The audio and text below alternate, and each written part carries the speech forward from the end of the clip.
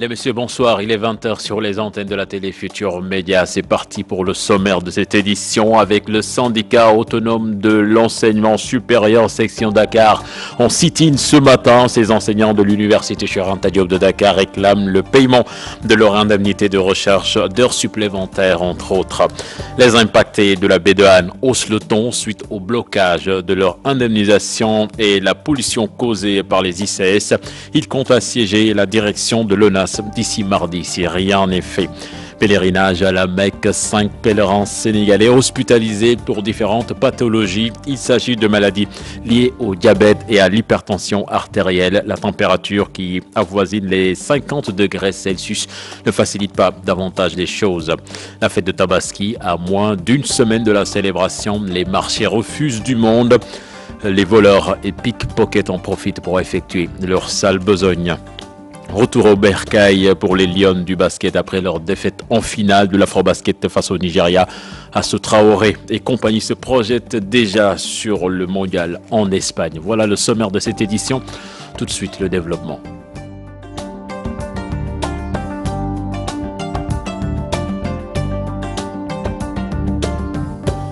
Bienvenue à toutes et à tous. Sit-in du syndicat autonome de l'enseignement supérieur section Dakar. Ces enseignants de l'université Cheikh Anta Diop de Dakar demandent le paiement de leur indemnité de recherche d'heures supplémentaires, entre autres. Le coût total des indemnités s'élèverait à plus d'1 milliard de francs CFA pour le premier trimestre. Les détails avec Aminata Mbaresso et Pape Sangone Mbaye. Une énième assemblée des enseignants du supérieur devant le rectorat. Le syndicat autonome de l'enseignement supérieur réclame le versement d'une somme estimée à plus de 1 milliard de francs CFA. Ces sommes dues s'élèvent à peu près 1 milliard 400 millions. Ce qui représente des sommes relatives à des périodiums de voyage d'études, aux heures complémentaires, aux indemnités de plein temps, mais également à la prime de recherche deuxième tranche.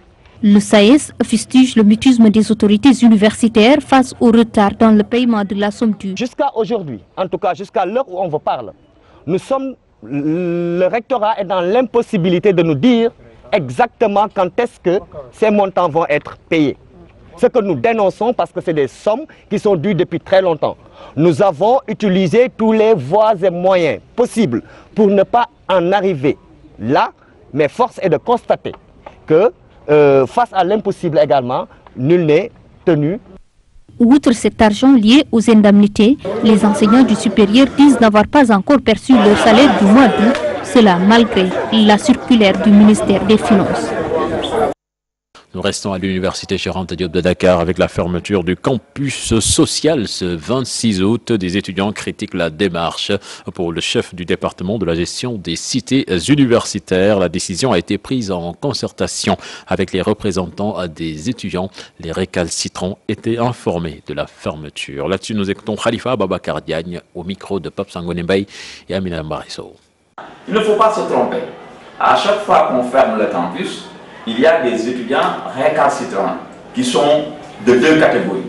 Certains qui ont coupé carrément le lien avec leur famille au point qu'ils sont toujours angoissés au moment de la fermeture du campus, et d'autres qui veulent prolonger leur séjour.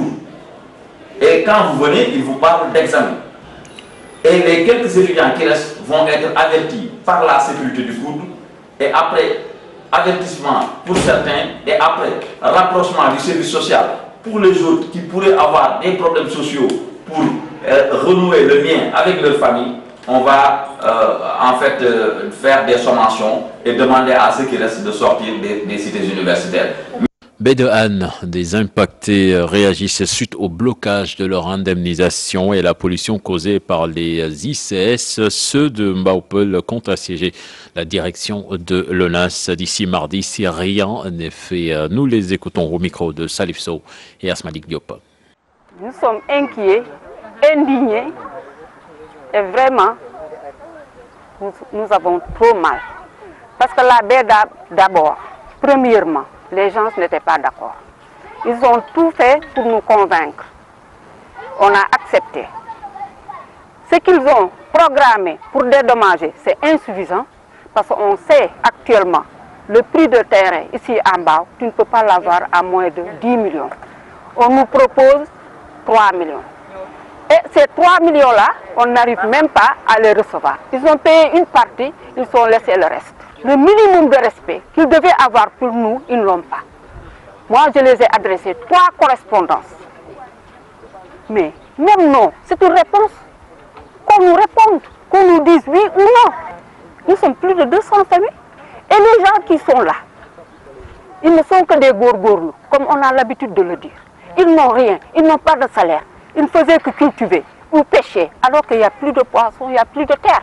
L'ONAS, moi j'ai déposé 3 lettres pour qu'ils puissent nous recevoir, nous disent qu'est-ce qu'il y a. Mais ils ne l'ont pas fait. Ils nous donnent notre argent. On a le droit de respirer de l'air pur. Et depuis plus de 60 ans, Mbao ne respire pas de l'air pur. C'est dangereux. Vous avez en face, par rapport aux ICS, des sphères remplies d'ammoniac. Tout le monde a des problèmes de vision ici à Mbaopoul. Précisément à Mbaopoul parce que c'est le village qui est en face de l'usine. Personne n'intervient par rapport à ça. Et nous allons le faire. Quitte à aller siéger l'ONAS. La population va aller siéger l'ONAS incessamment. Près de 200 cases effondrées dans le village de Minal, c'est dans le département de Kongol, et cela fait suite à ces fortes précipitations qui se sont abattues sur les lieux ce week-end. Les populations sont dans le désarroi total. Ibrahima Diamé pour les détails. Effondrés, des toitures par terre, des lits et des matelas dehors, c'est le sinistre décor qu'offre le village de Minal à la suite des fortes pluies qui se sont abattues dans la zone. Au minimum, près de 200 cases en banco se sont écroulées, laissant le propriétaire dans le désarroi total. L'essentiel des cases du village est par terre. Les habitants sont désemparés, certains sont hébergés par leurs voisins, d'autres ont trouvé refuge au niveau des écoles. Et cette situation, nous souhaitons vraiment que les autorités soient au courant. Dégâts matériels, il faudra ajouter les pertes en vivre sans compter les bêtes qui y ont péri. Mon voisin a perdu d'un coup son troupeau de chèvres. C'est le mur qui est tombé sur elle. Vraiment, les pertes sont énormes et c'est très difficile. Le sinistre de Minal coïncide avec la difficile période de soudure et les populations dans l'angoisse n'ont que leurs yeux pour pleurer et leur voix pour interpeller d'urgence le gouvernement.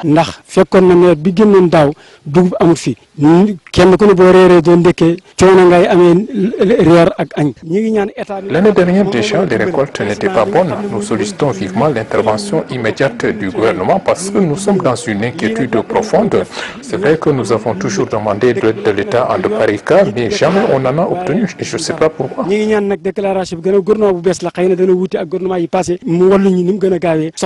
Ce sinistre qui a frappé le village de Minal n'est en réalité qu'un malheur qui est venu s'ajouter aux difficiles conditions de vie des habitants de ces patelins de la commune de Fass-Tchekhen. Ils n'ont pas d'eau ni d'électricité et les infrastructures sanitaires et routières font défaut. Ibrahima Diamé, des maisons inondées, des bâtiments et des cases effondrées, un fleuve débordant et des routes impraticables à cause de l'eau. C'est le décor qui s'offre à vous dans le Foulado après les fortes pluies. Les détails avec Abdoulaye Diallo. Suite aux fortes pluies tombées ces derniers temps au Fouladou, plusieurs maisons des quartiers de la commune de Kolda, tels que Ilel, Bantangel, Saremoussa, Sarekemo et Sintian Idrissa, ont été engloutis par les eaux de pluie.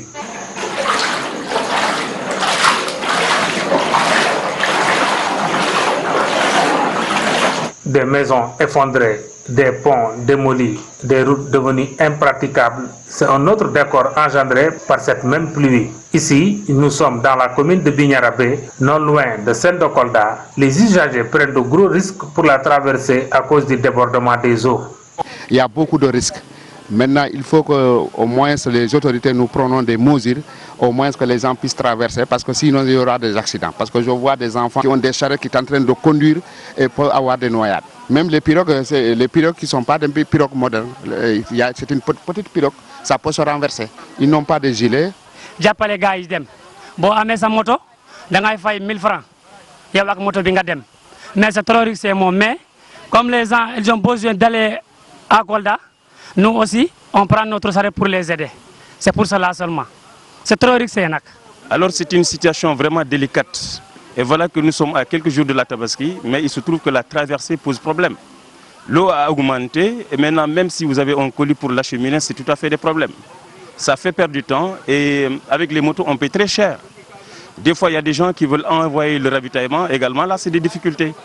Et il y a beaucoup de risques également parce qu'avec les enfants que je vois traverser, bon, en fait, avec assez de personnes, ça peut chavirer. Donc vraiment, là, c'est des problèmes. Il demande de l'aide. Alors, je demanderai aux autorités étatiques, vraiment, en tout cas, d'envoyer des gens, et en tout cas pour sécuriser, de mettre des moyens à la disposition de la population pour permettre, n'est-ce pas, donc, de traverser sans aucun risque. De nombreuses familles risquent de passer la fête de l'Aïd el-Kabir hors de leur domicile. Exploitation abusive des ressources forestières et la dégradation par les feux de brousse de formation végétale font de Kolda une des régions les plus vulnérables face au changement climatique. C'est pourquoi l'ANACIM et ses partenaires ont jugé nécessaire d'organiser un renforcement de capacité des élus locaux des régions de Kolda et de Sédhiou afin de les imprégner des dangers des changements climatiques. Là-dessus, nous écoutons les explications de Diaben Ndiaye, ingénieur agro-météorologue à l'ANACIM. Il est interrogé par Abdoulaye Diallo. C'est l'ANACIM qui, dans un cadre de collaboration avec le PRGT, qui est le projet de renforcement de la gestion des Niayes et de la Casamance, avec d'autres partenaires comme la direction de l'environnement, est en train de faire une formation à l'intention des élus locaux des départements de Kolda et Sédhiou. Et une formation qui tourne autour de la thématique changement climatique. Comme on le sait bien, c'est une thématique qui est d'actualité dans la mesure où la région du Sud est en train d'être agressée par le facteur des changements climatiques. Donc il était bien d'outiller ces acteurs, ces élus locaux, pour leur montrer le danger auquel ces terroirs sont exposés face à la réalité climatique et de mettre en valeur aussi les stratégies à mettre en place devant ce contexte. Ce type d'atelier peut inciter que ces élus locaux intègrent dans leurs plans locaux de développement la thématique changement climatique. Parce que c'est une nouveauté, beaucoup d'élus locaux qui sont sensibles face à la vulnérabilité climatique, mais il faut qu'ils soient en mesure d'appréhender les risques même auxquels ils sont exposés et de mettre en place des stratégies qui pourront les permettre de protéger la nature, de protéger les ressources forestières qui sont menacées face à la variabilité de la pluie et à la hausse des températures.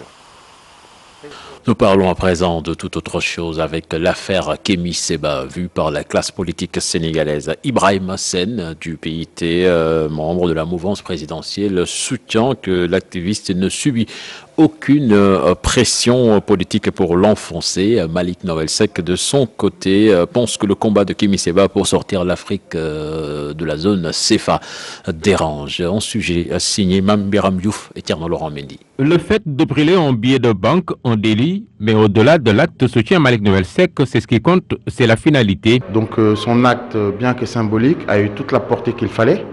Et c'était ça le but à atteindre, c'est de faire en sorte que le taximan, le marchand de légumes puisse aujourd'hui échanger, qu'il soit pour ou contre l'acte, mais puisse échanger sur la pertinence ou non du franc CFA. Lui-même, Kéba a dit qu'il savait que ce qu'il faisait, c'était un délit. Il le fait quand même. Mais donc, il en assume toutes ses responsabilités. Depuis que Kéba menait son combat dans les médias et en participant à des manifestations publiques, mais personne ne l'a inquiété. Là où Ibrahima Sène écarte tout déçu politique dans cette affaire. Pour que cela soit accéléré, moi je pense que ce sont les forces progressistes, patriotiques, dans chacun des pays d'Afrique. Malik Noël Sek, lui, retient ceci. Je crois que les Français et les gouvernements de la zone franc sont très frileux à tout ce qui est mouvement anti-franc CFA. Donc il y aura toujours des pressions. Sous la poursuite du combat, dit-il, au moment où la monnaie unique de la CEDEAO, qui était attendue en 2020, a été reportée de 7 à 10 ans. Mais je vous confirme que lorsque vous allez dans un pays à l'étranger, vous ne pouvez pas changer votre franc CFA. Personne n'en veut, personne ne le connaît. Quel discours politique? Essayer de brûler en public 100 francs CFA, tu vas voir si tu ne seras pas embarqué. En soutenant Kémi Séba, Malik Noël Sek espère que le président de l'ONG Urgence panafricaine va vite être libéré. Kémy Séba qui devrait passer devant le juge demain. Donc affaire à suivre. La campagne de chimio-prévention du paludisme a été lancée à Sédhiou. Les autorités médicales affichent un objectif de 97% de taux de couverture dans une région où l'incidence du paludisme est 15 pour 1000. Écoutons à ce propos les explications du médecin-chef de la région de Sédhiou, Amadou Yeri Camara, interrogé par Bakary Conté et Salah Samb. La rencontre d'aujourd'hui a regroupé les autorités administratives, les autorités locales, les responsables des structures sanitaires et tous les partenaires de la région pour lancer officiellement la campagne de chimioprophylaxie, chimioprévention du paludisme saisonnier au niveau de la région de Sédhiou. Avant cette stratégie, nous avions beaucoup de cas de paludisme. Mais actuellement, l'incidence du paludisme est à 15 pour 1000 au niveau de la région, ce qui montre une diminution drastique des cas de paludisme. L'objectif, c'est de prendre en charge tous ces enfants, en sachant qu'on voudrait que l'objectif de prendre en charge tous les enfants soit maintenu aussi bien le premier que le deuxième jour et le troisième jour. Qu'on ait en tout cas au moins 90% de traitement complet. Le traitement complet au moins signifie que le traitement du premier jour a été réitéré le deuxième jour et le troisième jour. Les pèlerinages à la Mecque à présent avec nos envoyés spéciaux qui font le point sur l'aspect médical. 5 pèlerins sénégalais ont été hospitalisés à la Mecque pour différentes pathologies. Il s'agit de maladies liées au diabète et à l'hypertension artérielle. Il faut rappeler qu'actuellement qu'il fait très chaud à la Mecque avec la température qui avoisine les 50 degrés Celsius. Les détails avec nos envoyés spéciaux Adiaratou Ngonengom et Lajimak Tarbeya. À Médine, c'était plutôt une accalmie du côté médical. Hypertension, hyperglycémie, douleurs musculaires et allergies, rien de bien grave. On a eu à peu près 80 personnes qui sont venues. Certaines sont venues plusieurs fois, mais il n'y avait pas de forme sévère, ni même de cas hospitalisés, ou en tout cas de cas graves, jusqu'au moment où on quittait. Mais à la Mecque, la donne semble changer. Nous avons 5 personnes qui sont hospitalisées, liées à des problèmes de diabète et d'hypertension artérielle. Nous avons juste un malade qui est actuellement en observation dans un hôpital. Nous avons préféré quand même l'amener dans l'hôpital parce que nous collaborons également avec les hôpitaux saoudiens. C'est vrai qu'il y a beaucoup d'efforts physiques, mais quand on a de l'argent, on sensibilise la personne âgée. Si la personne a de l'argent, elle peut faire vraiment son tawaf, son safar marwa, accompagné par l'équipe médicale, mais aussi accompagné par des gens qui mettent la personne sur un fauteuil roulant. Les blessures, ça fait partie parce que le pèlerinage, c'est un processus le plus souvent de force. Et ces blessures, certainement, peuvent être évitées si, par exemple, les patients évitent bien. C'est pour cela que je vous dis le plus souvent, il faut toujours la prévention. Maintenant, si la blessure arrive, dans l'équipe, nous avons aussi bien des médecins, mais aussi des personnels paramédicaux, parmi lesquels des techniciens, mais aussi en anesthésie, en réanimation, mais aussi des infirmiers très qualifiés. Des problèmes physiques à gérer, alors que pour d'autres, c'est psychologiquement que ça ne va pas. Le plus souvent, donc, c'est des réactions d'ordre émotionnel.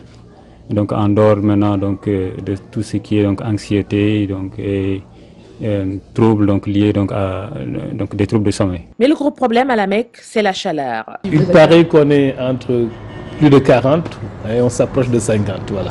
Il fait très chaud dans ce pays. Il est difficile de demander aux pèlerins de ne pas sortir sous le soleil, mais de ne pas trop s'exposer au soleil et de beaucoup boire. Donc c'est des messages que nous délivrons et avec même l'appui des religieux, des communicateurs. Nous allons continuer ce processus et nous insistons sur la bonne gestion de leurs activités. Parce que tout est une question d'organisation et de méthode. Les autres étapes ne vont pas améliorer la santé. Mouna Mousdalifa, Arafat, encore beaucoup d'efforts à fournir pour les 11 spécialistes de la commission et un peu plus du double dans le privé. Sûr qu'on ne va pas chômer. Plus que quelques jours avant la Tabaski et les marchés refusent du monde, les commerçants se frottent les mains, mais ils ne sont pas les seuls. Les voleurs et pickpockets en profitent pour commettre leur forfait aux grandes des propriétaires. Reportage au marché des HLM signé Moussangom et Diafaraba. Veille de Tabaski, une période d'achat et de business lucratif pour les commerçants.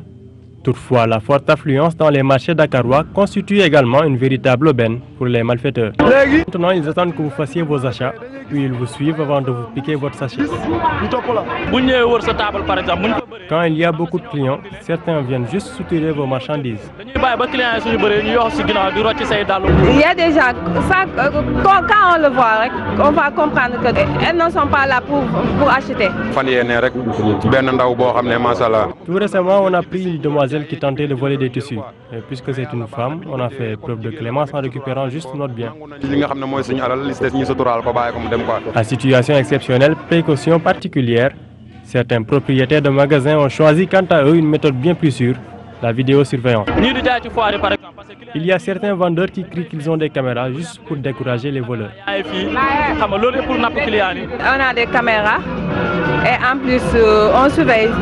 On est très rigoureux sur ça. Les caméras de surveillance sont les premières choses visibles à l'entrée. Et aussi quand il y a beaucoup de monde, je me retire dehors pour mieux surveiller. La proximité de la police permet d'éviter de potentiels lynchages et quelques agents veillent sur les biens des commerçants durant la journée. Mais comme ils le savent au marché HLM, mieux vaut prévenir que de se faire voler. Et puis le foin et les eaux de pluie ne font pas bon ménage en cette période d'hivernage avec les fortes pluies de ces derniers jours. Les vendeurs de moutons trinquent. Un reportage signé Mohamed Django et Ababakar Kamara. La fête de la Tabaski s'approche à grands pas. Le foin, prisé par les moutons, est exposé à la pluie en cette période d'hivernage. Les moutons refusent de manger le foin quand il est mouillé. Vous savez, s'il pleut, nous avons beaucoup de difficultés vraiment. Mais on essaie de s'adapter.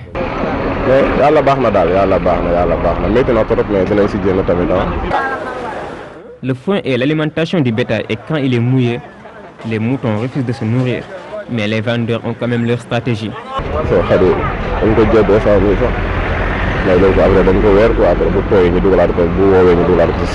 Il y aura des problèmes parce que le foin va se mouiller et les moutons ne vont pas manger. Ça sera du gâchis. Si la pluie arrive, tous les matériels vont, vont se mouiller. Pour protéger le foin, les vendeurs utilisent des bâches. Les nombreux moutons vont pouvoir être nourris avant d'être emportés par la vague de la Tabaski. Hors du Sénégal, le Parlement africain sur la question de circulation des personnes et des biens en session extraordinaire à Lomé au Togo. Les députés africains veulent faire de cette question une réalité sous-régionale. Les parlementaires africains ont organisé une visite à la frontière entre le Togo et le Ghana pour s'enquérir des difficultés des populations. Objectif, trouver les voies et moyens d'arriver à une libre circulation des personnes et des biens dans la sous-région. Les détails avec nos envoyés spéciaux à Lomé, Mor Kharma et Ibou Diouf. Le Ghana, les populations sont parfois victimes de tracasseries. La libre circulation des personnes et des biens accuse un sacré coup, d'où l'implication des gouvernants pour changer la donne. On nous a fait savoir que le président Faure Yadema était venu ici demander qu'on lève vraiment toutes les barrières qui existent au niveau de cette frontière. Et que la frontière est ouverte 24 heures sur 24. Donc, pas de plus normal pour nous, les représentants du peuple, de venir voir de visu si l'éventualité et l'effectivité de cette mesure-là. La nation exige la liberté sur nos corridors, c'est-à-dire qu'ils peuvent aller, revenir, s'établir dans l'espace commun. C'est le sens de la liberté. Les parlementaires de la CEDEAO ont fait le déplacement sur la frontière entre le Togo et le Ghana pour s'enquérir de la situation. On voit que cette frontière n'existe même pas normalement. Si ce n'est pas la colonisation qui nous a divisés, c'est le même peuple qui se traverse. Et là, c'est une opportunité pour la CEDEAO, les membres du Parlement, de faire ces déplacements, parce que surtout c'est pour la libre circulation des hommes et de leurs biens.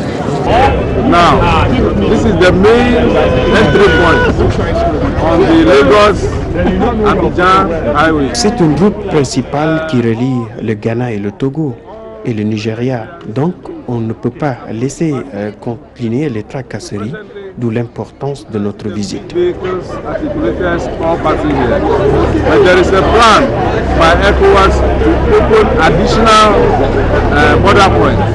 Recueillir les préoccupations des populations des deux pays, les parlementaires devront remonter l'information auprès des chefs d'État de la CEDEAO. Nous sommes en train de sensibiliser les populations, mais nous sommes en train de sensibiliser aussi les plus hautes autorités de la communauté pour que ces autorités puissent mettre en œuvre très rapidement cette décision de la conférence des chefs d'État. Donc on ne peut pas attendre autre chose des parlementaires. Session extraordinaire de la CEDEAO à Lomé dans cette 4e législature, moment saisi par les parlementaires pour œuvrer également pour le rapprochement des peuples de l'espace sous-régional.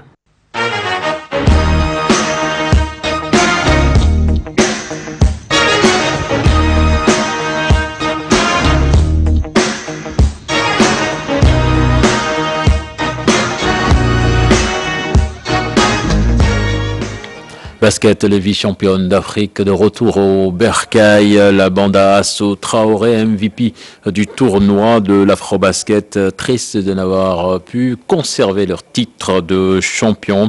Le prochain défi qui se profile, le mondial en Espagne. Un sujet signé Habib Faye et Modou Diop. Un accueil chaleureux leur a été réservé par le 12e Gaïndé. Les Lions du basket sont arrivés à Dakar sans la coupe, mais avec une médaille d'argent synonyme de vice-championne d'Afrique. On a eu un Nigeria très bien, donc voilà, donc nous aussi on n'a pas démérité, on s'est battu. Donc l'essentiel c'était de se qualifier pour la Coupe du Monde et puis de laisser une belle image du Sénégal. C'est pas facile yomb nga dem jeudi ak ñaata dëkk yi fa tase yëpp nga jël deuxième wax dëgg yàlla dëgg la bëggoon nañ premier place mais lii la ñu yàlla jox ñu ko sant yàlla. xalaatuñu woon dinañu ñu accueillir suñu nii nit ñi bàyyi seen nit yëpp ñëw vraiment aéroport accueillir ñu donc kontaan nañ si bu baax di leen jaajëfal si ñëw bi ñu ñëw. bëggoon nañu indi ndam li fii torop mais bon sport ñoo ànd victoire ak défaite ñoo ànd mais bon dañuy continuer rek inchallah. Toutefois, le mondial 2018 reste l'autre défi à relever en Espagne. Toujours se battre et puis de savoir qu'il y a des gens derrière toi, donc il faut toujours se battre pour eux. Toujours continuer de liguer te xam ne am na ñu nekk sa ginnaaw donc am nañu droit bàyyi. L'équipe de Moustapha Gueye n'a pas pu gagner le trophée mais valide son ticket pour Espagne 2018. Moustapha Gueye n'a pas encore présenté sa démission au ministre des Sports et au président de la Fédération sénégalaise de basketball. Toutefois, les discussions vont être entamées, dit le ministre et Maître Babacar Ndiaye, que je vous propose d'écouter toujours au micro d'Habib Faye. Je pense qu'il n'y a pas encore de démission. Il a eu à annoncer avant le départ qu'il allait s'occuper d'autre chose, de son club, de sa famille et de sa maman. Je pense que ça c'est une position que tout Sénégalais devrait respecter, mais je pense qu'il n'y a pas encore, à mon avis, de décision définitive, parce que Tafa est un Sénégalais comme nous.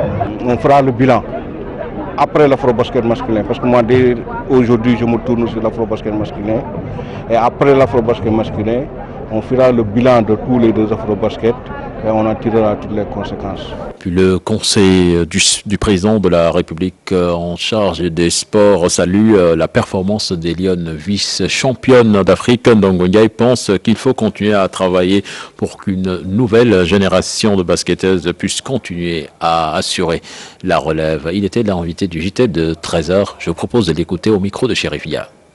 C'est voir que l'Afrique est aussi en train de travailler, que nous ne devons pas rester les bras croisés, c'est sûr qu'il y a des changements à opérer, qu'il doit y avoir un renouvellement de génération. Et je pense que cette génération nous a valu énormément de succès et elle est à féliciter, elle est à encourager la génération des Aya Traoré, la génération des Mame Diodjo Diouf, la génération des Mame Marie, qui vraiment nous a valu énormément de succès, au sens où nous avons le devoir et l'obligation de continuer à travailler pour que une nouvelle génération puisse prendre la relève. Et ça, ce ne sera pas une chose brusque et brutale. Il faut que, par étape, qu'on puisse amener de nouvelles figures, amener de nouvelles jeunes filles qui puissent continuer le travail. Je crois qu'il faut pousser les régions, il faut pousser les départements, il faut pousser les écoles, les structures, là où les jeunes se regroupent, à jouer au basket. Et c'est là où on va détecter les nouveaux talents pour ensuite alimenter la haute compétition. Un petit flashback à présent, retour sur le match d'hier avec les Lions qui ont perdu le titre face aux D-Tigers, 65-48. L'ambiance était plutôt morose dans la tanière après le match. Les détails avec nos envoyés spéciaux à Bamako, Pape Faraning et Masngaï. Le Nigeria sur le toit du basketball féminin africain, les D-Tigers étaient plus agressifs et techniques, plus fortes que les Lions. Et pourtant, les Lions du Sénégal avaient une bonne entame. On était venu pour défendre notre titre, on l'a défendu comme on a pu jusqu'à l'ultime étape. Mais malheureusement, on est tombé aujourd'hui sur l'équipe du Nigeria plus forte que nous ce soir. La lecture, elle est plurielle. Le Nigeria était beaucoup plus en jambes aujourd'hui, beaucoup plus forte, même tactiquement, parce qu'ils nous ont empêché de jouer notre jeu. Beaucoup de tristesse dans le vestiaire sénégalais, mais l'ambassadeur du Sénégal au Mali et les autorités avaient les mots justes pour les réconforter. Vous êtes deuxième, vous êtes qualifié, mais qu'est-ce qu'on veut de plus? La fois dernière, vous avez remporté le trophée. Cette fois, vous êtes deuxième. Et il sentait yalla. Le Sénégal, je suis persuadé, est très satisfait et très content de vos prestations ici. Vous avez perdu une finale, mais vous l'avez perdu dans la dignité. Vous avez mouillé le maillot et vous avez fait honneur au Sénégal. Dans le domaine du sport, celui qui ne veut pas perdre ne doit pas jouer. Difficile de les sauter des mots, les Lions voulaient amener la coupe au Sénégal. Mais comme en 2011, la terre malienne a été maudite. On s'est battu jusqu'à la fin, on a perdu. C'est le sport, on fait avec. On accepte d'être vice-championne. C'est vrai qu'on s'est battu jusqu'au bout pour en revenir là. Mais c'est le sport qui est ainsi. Des fois tu gagnes, des fois tu perds. On a perdu un mauvais moment. On voulait vraiment remporter la coupe pour le peuple sénégalais. Pour tous les Sénégalais qui nous ont supportés tout le long du tournoi. C'était une finale, voilà. On est venu et on avait vraiment confiance en nous. Donc voilà, c'est une finale. En finale, rien n'est garanti. Donc félicitations à l'équipe nigériane. Voilà, ils étaient meilleurs aujourd'hui. C'est le sport. Il y a 2 ans, c'était à notre tour. Aujourd'hui, c'est à leur tour. Mais les Lions peuvent se consoler d'une qualification au mondial en Espagne et Astou Traoré meilleure marqueuse dans les 5 majeurs et MVP de l'Afrobasket. Voilà, c'était le dernier élément de ce journal. Prochain rendez-vous pour l'information, ce sera à 0h avec le tout en images. Je vous retrouve tout à l'heure dans votre magazine du lundi Sport à la une. Excellente suite de programme en compagnie de la Télé Futur Média. Au revoir.